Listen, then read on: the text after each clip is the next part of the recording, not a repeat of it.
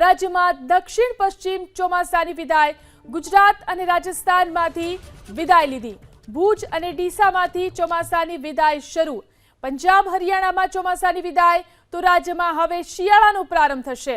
ચાલુ વર્ષે હાડ થીજવતી ઠંડી પડવાની આગાહી છે। ડિસેમ્બરથી ફેબ્રુઆરી સુધી હાડ થીજવતી ઠંડી પડશે। તો હવે રાજ્યમાંથી ચોમાસું ધીરે ધીરે વિદાય લઈ રહ્યું છે। દક્ષિણ પશ્ચિમ ચોમાસાએ વિદાય લેવાની શરૂઆત કરી છે। ગુજરાત અને રાજસ્થાનમાંથી વિદાય લીધી। ભુજ અને ડીસામાંથી પણ ચોમાસાની વિદાય શરૂ થઈ ચૂકી છે। તો પંજાબ હરિયાણામાં પણ ચોમાસાની વિદાય। રાજસ્થાનમાં હવે રાજ્યમાં પણ શિયાળાનો પ્રારંભ શરૂ થશે। ચાલુ વર્ષે હાડ થીજવતી ઠંડી પડવાની આગાહી કરવામાં આવી છે। ડિસેમ્બરથી લઈને ફેબ્રુઆરી સુધી હાડ થીજવતી ઠંડી પડશે તેવી આગાહી આ વર્ષે કરવામાં આવી છે।